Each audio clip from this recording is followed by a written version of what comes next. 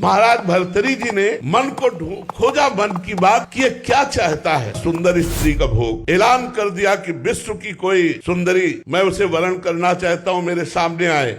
तो बहुत से जो अपनी सुंदरता का अभिमान रखती थी सुंदरियां एकत्र, क्योंकि चक्रवर्ती सम्राट महाराज भर्तरी, उनमें एक का नाम था पिंगला। भर्तरी जी के चित्त को लुभायमान कर दिया। भर्तरी जी ने उसके साथ पाणी ग्रहण किया। उन्होंने कहा राजपाट हमारा छोटा भाई विक्रमादित्य संभालेगा। अब मैं देखता हूँ इस काम में सुख कितना है। जिस काम के लिए मेरा मन लालायित हुआ, पहले मैं सुख से तृप्ति प्राप्त करूंगा। अब राजमहल केवल समय से भोजन पहुंच जाएगा, कोई भी राजकाज सब विक्रमादित्य के ऊपर, और आप केवल भोग निर्णय करने के लिए। बहुत वर्ष व्यतीत होते गए, लेकिन समय नहीं पता चला। पिंगला एक दिन अपने महल के पार्श्व की तरफ देखा, एक हष्ट पुष्ट जवान घोड़ों की रखवाली करवा रहा था। कोई मालिश कर रहा है, कोई कुछ कर, उसे अश्वपाल कहते हैं। देखा और जम गया। पिंगला ने दासी को भेजा, अश्वपाल से कौन मिलना चाहती। अब महाराज जब शयन में होते तब अश्वपाल से मिलना शुरू हुआ। अब आप बहुत ध्यान से सुनना। एक गरीब ब्राह्मण तपस्या कर रहा था देवराज इंद्र के लिए कि वो प्रसन्न और मुझे धन दे। देवराज इंद्र प्रकट हुए और एक फल दिया, बोले अमर फल, इसे खाने से अमर हो जाता है। बस अंतर ध्यान हो गए। उनका मेरी बात भी नहीं सुनी। मुझ गरीब को अमर होके क्या करना है, मुझे तो धन चाहिए था। ये अमर फल मैं महाराज भर्तरी को दे देता हूँ, और भर्तरी धर्मात्मा राजा है, वो अमर रहेंगे तो हमारी प्रजा सुखी रहेगी। महाराज की जय हो।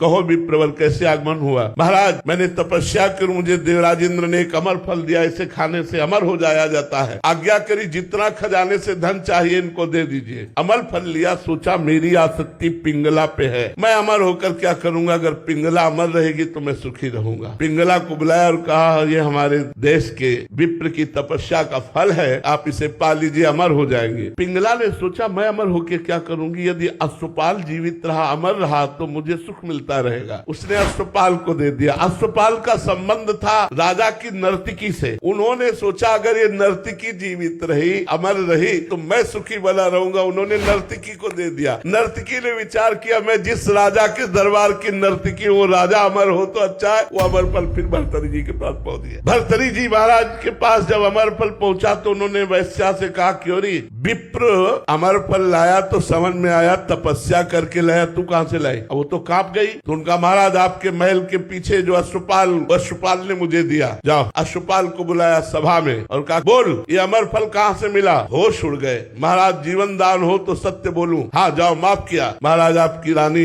पिंगला ने दिया। पिंगला को बुलाया और कहा क्योरी चक्रवर्ती सम्राट मुझ भर्तरी से तुझे तृप्ति नहीं हुई, धिक्कार है इस काम को। और उतारा मुकुट और रख दिया और सदा सदा के लिए बनवासी बन गए अतृप्त होकर।